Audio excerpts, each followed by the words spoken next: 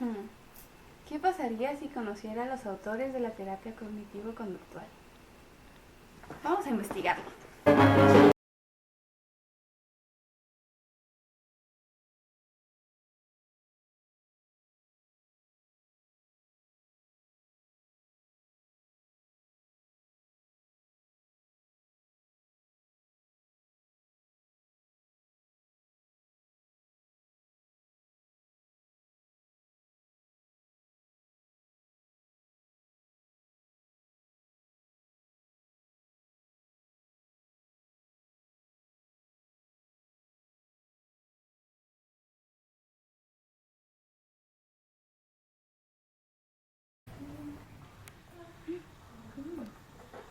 ¿Es usted el psicólogo Pablo?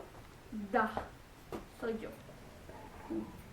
Estoy haciendo una investigación. ¿Podría hacer unas pequeñas preguntas? Claro que sí. Muy bien. ¿Me podría contar un poco sobre su teoría? Bueno, mi teoría es el acondicionamiento clásico. Es el primer aprendizaje en el cual un organismo responde a un estímulo externo ambiental. Muy bien. Muy interesante. ¿Me podría contar un poquito más sobre esto? Claro que sí. De hecho, lo estaba haciendo en este momento. No sé si quisieras ¿Sí? que lo explicara. Sí. Bueno, lo que ocuparemos es mi perro, Ajá. una campana y comida. Ujú. Mi perro, ahorita es el organismo. Ok. La comida es un estímulo incondicionado Ujú. y la campana es un estímulo neutro, Ok. en donde al sonar la campana le doy comida. Sin embargo, el perro solo saliva por la respuesta de comida, no por la respuesta de la campana. Con el tiempo, la campana se vuelve un estímulo condicionado y la salivación se vuelve una respuesta condicionada por el mismo sonido. Si no doy comida y suena la campana, va a seguir salivando porque ya asimiló la comida con el sonido. Oh, muy interesante. ¿Hay algo más que me pueda enseñar sobre esto? Si quieres, para que te quede más claro, puedes intentarlo. Oh, sí. ¿Junto con la campana? Junto con la campana. Ya está condicionado.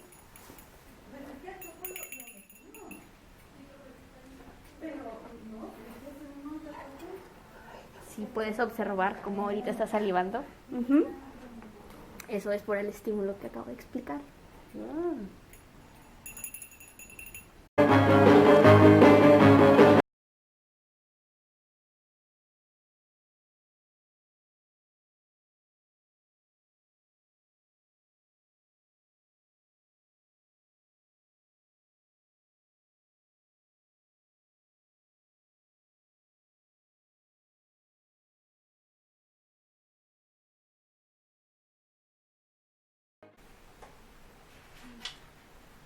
¿Es usted el psicólogo Watson? Sí, soy yo.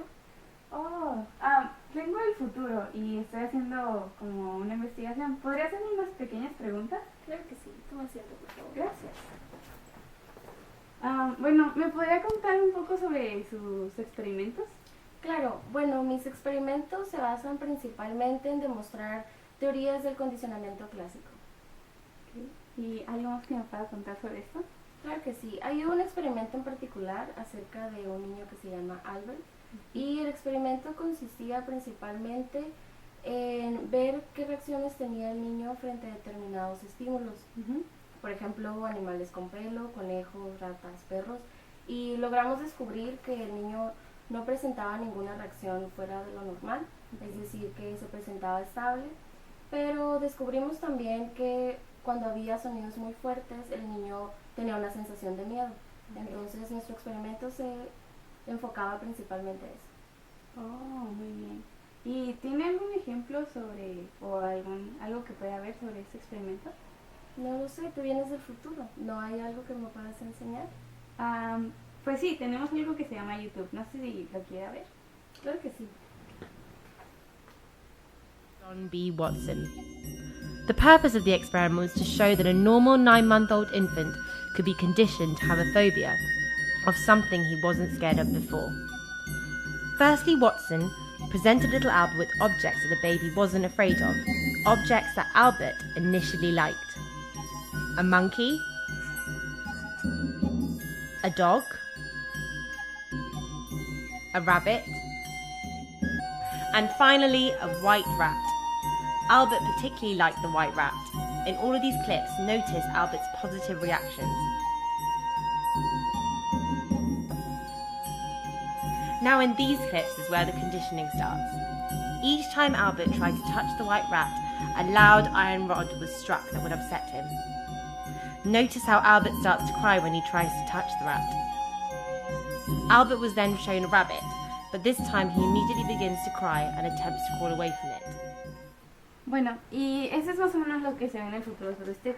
También dicen que es el padre del conductismo. ¿Me puede explicar un poquito sobre esto? Claro. El conductismo se refiere al estudio experimental objetivo y natural de la conducta. Es decir, básicamente nos centramos en cómo se comporta un individuo. Finalmente, te puedo asegurar que si me das una centena de niños sanos, yo los puedo convertir en lo que yo quiera. Desde un médico, un abogado, un mendigo e incluso un ladrón. Wow, se ve muy seguro acerca de esto. Claro que sí, lo estoy totalmente. Bueno, eso tal vez lo veremos en el futuro. Tengo que seguir con mi investigación, pero muchísimas gracias por su tiempo. Claro que sí.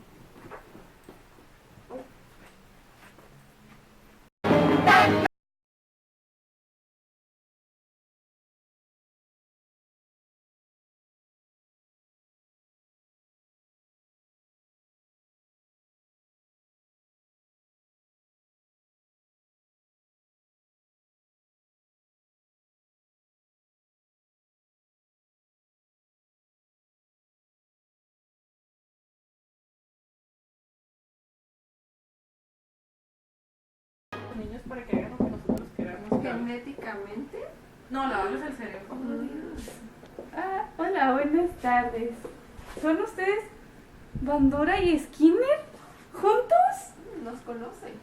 Vaya, vaya. Bueno, vengo del futuro y quiero hacer unas preguntas. El futuro. Tenemos celulares en el futuro. Wow. ¿De acuerdo? ¿Sí? Sí, sobre lo que he hecho, sí. Muy Sobre bien. lo que he hecho yo. Bueno, voy a empezar con Skinner y luego con usted. Lo mejor para el Psicólogo Bandura. Sí. Ok. No estoy de acuerdo. Entonces, psicólogo Skinner. Psicólogo, filósofo y novelista. Oh, ok. Bueno, pero fracasó como novelista. ¿Puedes guardar silencio? Bueno, no hay que meternos en esos temas. Yo me retiro entonces por el momento. Gracias. Muy bien. ¿Quieres sentarte? Sí, gracias. ¿Me podrías contar un poco sobre tu teoría? Mira, te lo voy a explicar por pasos para que lo entiendas mejor. El primero es el reforzamiento. Ok. Tenemos el positivo y el negativo.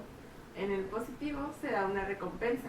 Esto es para que la persona vuelva a hacerlo, que se dé de nuevo la conducta o lo que estemos tratando de reforzar. Y en el negativo se elimina, se quita alguna objeto, cosa, ya va a depender de lo que queramos, para que la persona también no lo vuelva a hacer, para que no se le quite este objeto o, como dije, alguna cosa o material que se le dé. Bueno, estoy un poco interesada como en la criminología y todo eso. No sé si se puede relacionar el tema con... ¿Qué tema tan interesante? Fíjate que el reforzamiento ha sido utilizado en penales, escuelas, trabajos, entre otras cosas. Pero para eso te voy a mencionar los demás puntos. El siguiente es el condicionamiento operante. Este se enfoca en las consecuencias, en la asociación de respuestas nuevas. Ok. Y después tenemos el moldeamiento, que, como lo dice, se intenta moldear las conductas a través de patrones. La siguiente es la modificación y extinción. En esta se pierde el poder de provocar la respuesta condicionada. Esta sería la extinción. Por último, pero no menos importante, es el castigo y sus efectos. Este viene cuando la conducta va seguida por una consecuencia desagradable. Esto lo podemos ver en los penales, al momento de que se usan esposa, se tienen aislados, encerrados en un lugar, porque es el control. Y así se aplica. Oh, ok, muy interesante. ¿Hay alguna otra cosa que me pueda enseñar? Pues me estabas diciendo que vienes del futuro, ¿no? ¿Se ha hablado de mí allá? Sí, mucho. Es de los psicólogos más importantes. ¿Y crees que puedas enseñarme? Sí.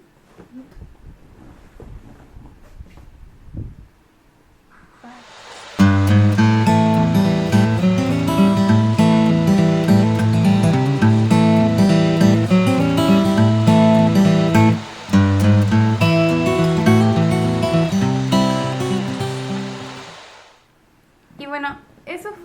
algo de lo que se habla de ti en el futuro, más o menos. Maravilloso. ¿Qué están haciendo, chicos? Bueno, me estaba enseñando un poco sobre su teoría. No, deja que yo te explique mi teoría. ¿Te parece bien? Ok, sí, está bien. Ya viene entrometido. Yo me retiro a seguir con mis cosas. Con permiso. Bye. Adiós, Un chicas. gusto. Ahora sí, ¿qué te gustaría saber? Pues, como de manera general, un poco de la teoría. que Ok, ustedes- sí. Ok, yo más que nada me enfoqué en lo que es la teoría del aprendizaje social. Ujú. ¿La has escuchado antes? Sí, más o menos en el futuro se habla. Ok, en esta teoría dice que nosotros como humanos aprendemos a través pues de la observación, es decir, Ok. viendo a otros seres humanos, Ujú. principalmente en nuestra infancia, como cuando somos niños, observamos las conductas que hacen nuestros padres y de ahí nosotros tomamos ciertas conductas y que nos van definiendo como personas. Oh, qué interesante. Entonces, lo que yo haga de chiquita, lo que yo vea de chiquita lo voy a repetir de grande. Es lo más probable, es decir, Ok. cómo aprendiste a vestirte, cómo te vistes, o hablar como hablas, etcétera. Oh, ok, ok. Y- ¿Qué más me puede decir acerca de esto? Bueno, como te estaba comentando que nosotros aprendemos a través de la imitación de otras personas, Ujú. el propósito de esto más que nada es igualar a los demás, es decir, alcanzar como una conducta establecida por la sociedad y en general imitarlos entre todos. Ok. Y esto funciona a través de 3 elementos, que es retención, reproducción y motivación. Ujú. ¿Sí? En la retención es cuando mantenemos estas habilidades y lo vemos y decimos, ok, sé lo que debo de hacer. Ujú. Un ejemplo de esto podría ser cuando un adolescente ve a su padre rasurándose y dice, ok, visualmente entiendo cómo se debe de hacer. Ok. Ya la reproducción es la capacidad que tiene para volver a imitar el acto, es decir, tal vez alguien que no tuviera una buena coordinación motriz no podría reproducir el acto de rasurarse. Ok. Pero en su mente sí lo puede hacer. Ajá, solo ese paso no sería lo suficiente y la motivación sería como, ok, pero ¿por qué lo está haciendo? ¿Qué es lo que lo motiva a reproducir esta conducta? Ok. Ujú. Como el que le salga barba va a ser lo que le motive. Ajá, o que le moleste la barba, o que socialmente se vea sucia, etcétera. Ah, ok. ¿Sí? Sí. Bueno, estoy un poco interesada en la criminología y toda esa cuestión. No sé si esta teoría se podría relacionar con esto. Ah, por supuesto que sí. Relacionamos la criminología sobre todo con la sociedad. Ujú. Es decir, el antisocial, en su caso, Ujú. podemos ver que ha fallado en reproducir estos modelos ya establecidos o estas Ah, conductas ok. establecidas. Puede ser que no tenga las herramientas para repetirlas Ujú. o simplemente haya una resistencia. Ok. ¿Sí entiendes la diferencia entre las dos? Sí. Y por ejemplo, cuando un niño tiene pues ejemplos malos en su casa. Ah, bueno, como te decía, el antisocial de alguna manera ha fallado a adaptarse a la sociedad. Ujú. Entonces, es que en este caso que tú mencionas, el niño ha tenido estos modelos inadecuados, es decir, Ujú. observó conductas que socialmente realmente no son aceptadas o no son ideales para una convivencia, si quisieras llamarla sana entre los individuos. Oh, ok, ok. Además, te voy a comentar Ujú. otro aspecto importante a considerar que son los motivos aprendidos. Ok. Es decir, nosotros nacemos con ciertas pues necesidades básicas, Ujú. que son hambre, sed, sexo, etcétera. Ok. Pero a partir de ahí es que vamos aprendiendo cómo satisfacer alguna que otra de esas actitudes, ¿sí? ¿No? O sea, cuando tienes hambre, ¿qué alimentos consumes? O cuáles son, no todos practican sexo de la misma manera. Ok. Y también la agresividad, de alguna manera, es innata de los seres humanos. Es un vestigio que queda de la evolución humana. Ujú. Entonces, que esta agresividad es natural en todos. Ok. Pero la manera en la que manejamos la agresividad, que surge a partir del dolor y de las frustraciones de la persona, Ujú. no es igual para todos. No es lo mismo encontrarte en una situación donde hay un malentendido y arreglarlo a través del diálogo a arreglarlo a través de golpes. Y la Ok. diferencia radica en que la persona que utiliza la agresividad Ujú. para defenderse de alguna manera o pasar este dolor o frustración, se debe más que nada a que ha aprendido que esa es la única manera, es decir, que no tiene otras herramientas para resolver sus conflictos. Oh, ok. Qué interesante. Ujú. ¿Y hay alguna otra cosa que me puedas enseñar? Sí, está el experimento que realicé con el muñeco bobo, el experimento del muñeco bobo. Sí lo recuerdo. Ok, pues hay que verlo para entender un poquito lo que te estoy mencionando. Ah, ok. Bueno, en el futuro tenemos algo que se llama YouTube y ahí podemos buscarlo. Ok. Mira.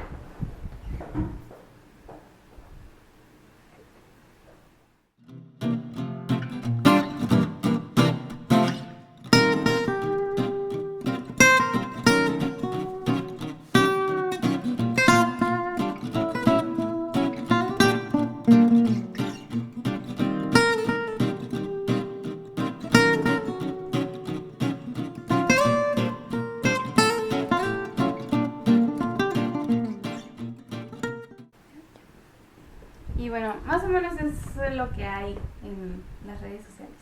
Vaya. Algo que me gustaría agregar es que existen estos modelos de vida y estos modelos simbólicos. Los de vida son los agentes culturales, es decir, pueden ser tus padres, tus amigos, la escuela, maestros, personas de la comunidad, etcétera, que te enseñan a ser pues de alguna manera, o tú los observas.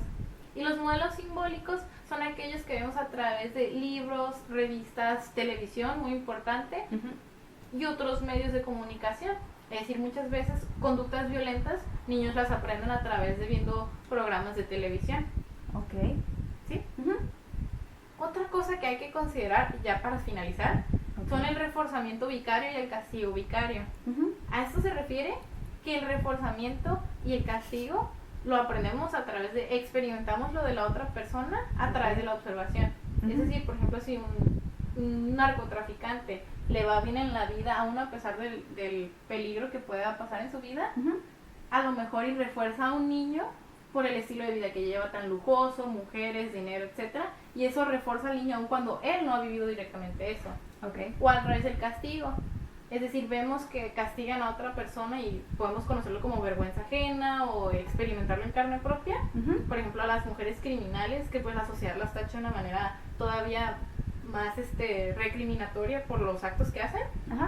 Entonces, puede ser que otra mujer lo vea y diga, ¿sabes qué? Pues yo aprendí ese castigo por alguien más y prefiero no hacerlo. Es decir, aprendemos incluso los errores de los demás. Oh, ok. Muy interesante. Dani, ya es hora. ¿Ahora? Dani. Dani. Dani. Dani, despierta. Arriba. Te quedaste a dormir en clase. Ya es hora de la próxima clase. Soñé que tú eras bandura de kinder. ¿Es falso? No, de verdad. Y me explicaban como las teorías y todo. Sí, bueno. Oye, ¿qué tal si sé las cosas y ni siquiera me las han explicado? Voy a investigarlo. Sí, deberías investigar porque a veces conocía a alguien. Le voy a marcar. Ok. Bueno, pues vamos a las teorías. Ok, vamos.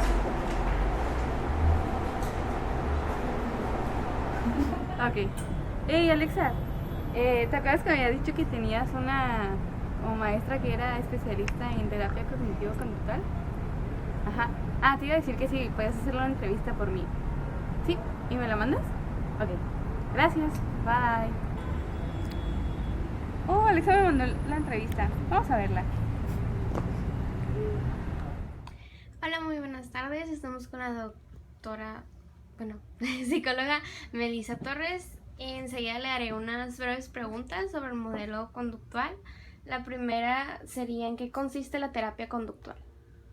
Muy bien, la terapia conductual pues básicamente trabaja sobre la modificación de la conducta, lo que es ver cuáles son todos los factores que están incidiendo sobre la conducta y ver la manera de, ya sea de reforzar alguna conducta positiva o bien de castigar a aquella conducta que no se ajusta a lo esperado, ver de qué manera se está manifestando en el contexto y en base a eso establecer una estrategia de cambio conductual.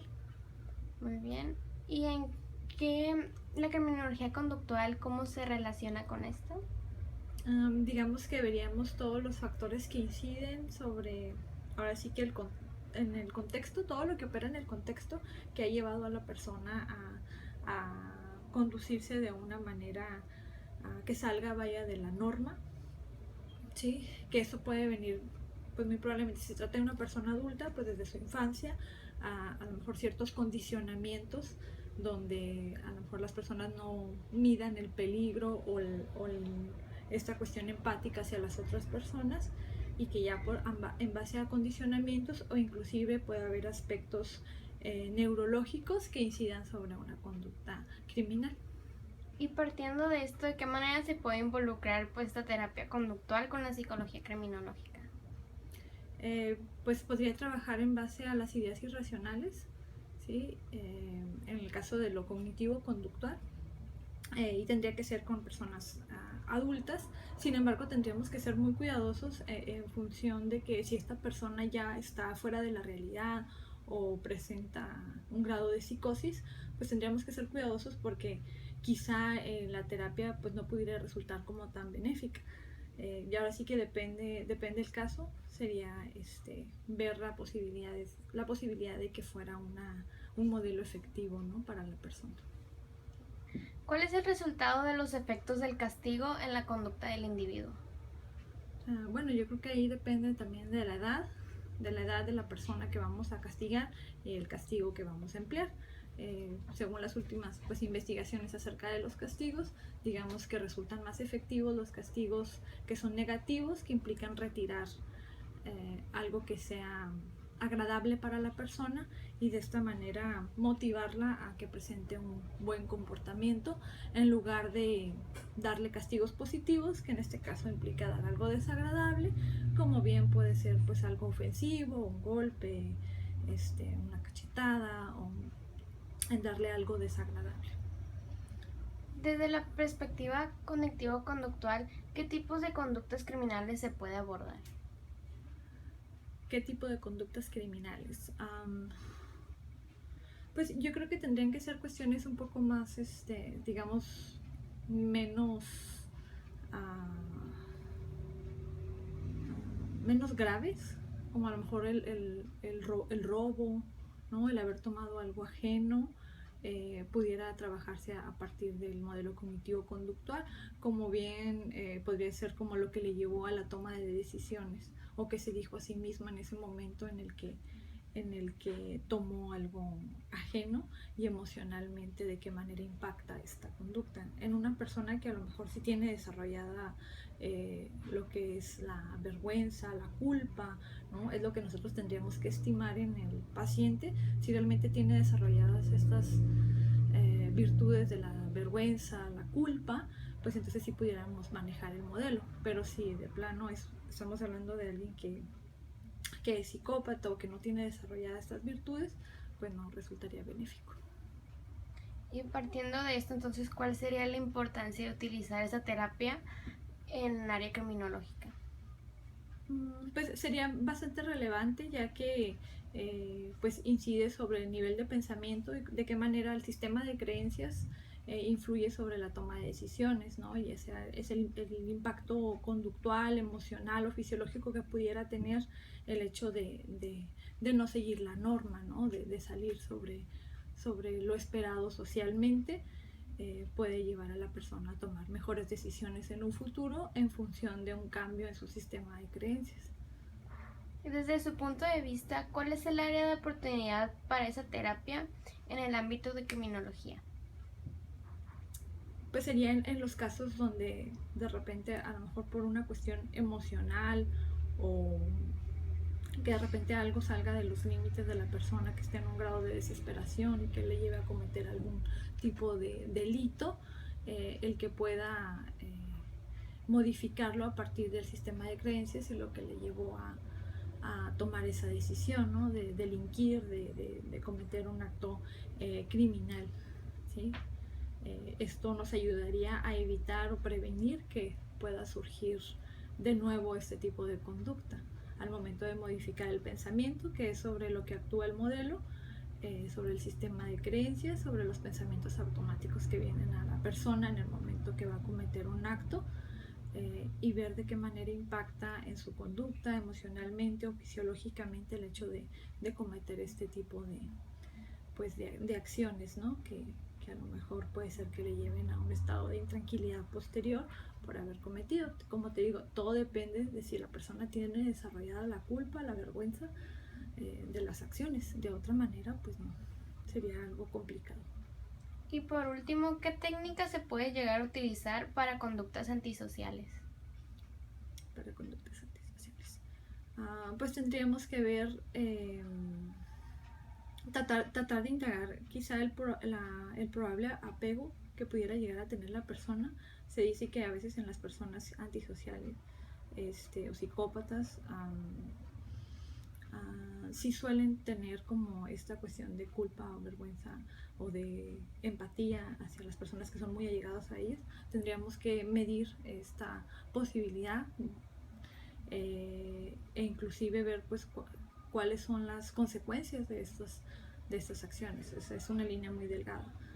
Pero si esa persona, es que vuelvo a lo mismo, o sea, si no tiene desarrollada la vergüenza, la culpa, si no hay esta parte empática que pudiera ser producto de algo ambiental, de condicionamientos, sería muy complicado, o sea, y más cuando hay algún origen neurológico, a lo mejor alguna afectación a la amígdala o una cuestión de ese tipo, pues sería complicado la aplicación del modelo.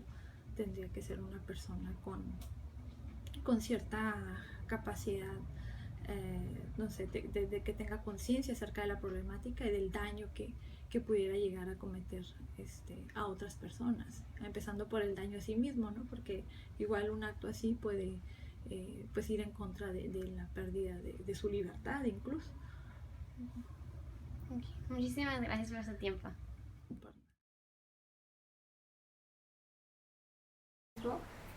Se estimula con un estímulo externo. Se estimula. Responde Con un estímulo. Responde a un estímulo externo. ¿Tú qué piensas de esto? Él solo escuchaba la patilla.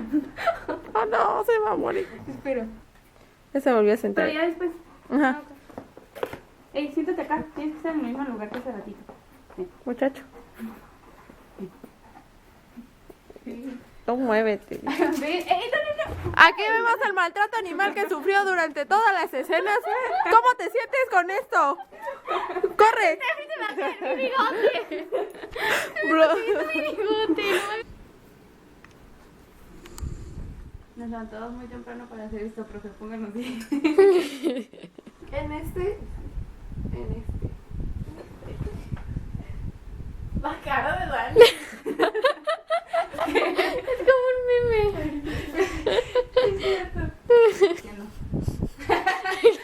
La va a robar. Conductas delictivas en ese momento. Ahí está. Está entrando más luz y te ves como iluminada. Tú. No se ríe. No